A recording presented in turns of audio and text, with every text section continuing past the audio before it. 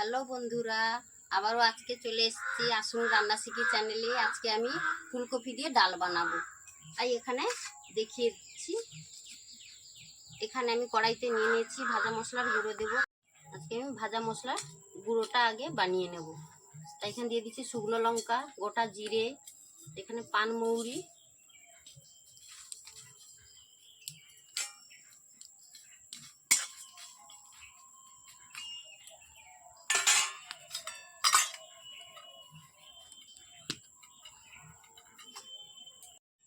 এটা আমার ভাজা হয়ে গেছে, একটু ব্রাউন কালার হয়ে গেছে। এবার এটাকে আমি নামিয়ে নেব। এটা এবার আমি গুঁড়ো করব। আমি এটা শিলের মধ্যে গুঁড়ো করে নিচ্ছি, আপনারা চাইলে মিক্সিতেও গুঁড়ো করতে পারেন। কড়াইয়ে তেল গরম হয়ে গেছে, দিয়ে দেবো ফুলকপি। ফুলকপিটি এবার লাল লাল করে আমি ভেজে নেব।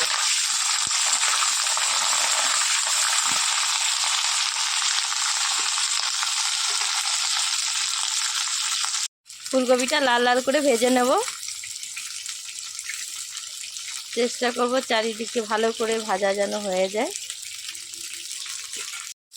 ফুলকপিটা ভালো করে লাল লাল করে ভেজে নেব। আর ফুলকপিটা ভেজে নেওয়ার পরে আমি কম তেলেই করব, যেহেতু এটা ডাল বানাবো। কম তেলেই আমি করার চেষ্টা করব। আপনারা দেখতে থাকুন ডালটা আমি কীভাবে বানাই। এবার আমি ডালটা সেদ্ধ করে নেব। জলটা দিয়ে দিলাম। এটা মুসুরের ডাল। মুসুরের ডাল দিয়ে আমি ফুলকপি বানাবো।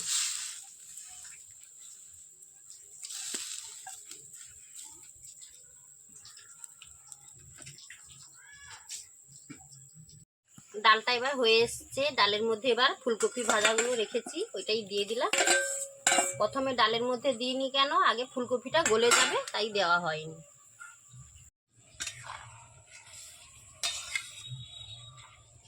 এবার আমার ফুলকপি ডাল সেদ্ধ হয়ে গেছে, এটা এবার নামিয়ে নেব। এটা তেলের মধ্যে শুকনো লঙ্কা দিয়ে দিয়েছি, 5 ফোড়ন দিলাম। এর মধ্যে টমেটো কুচি,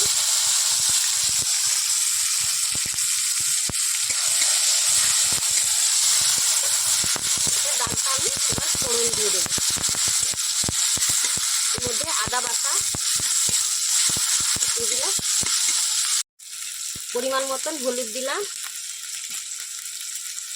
লঙ্কার গুঁড়ো পরিমাণ মতন দিয়ে দিলাম, স্বাদ মতো নুন দিয়ে দেব।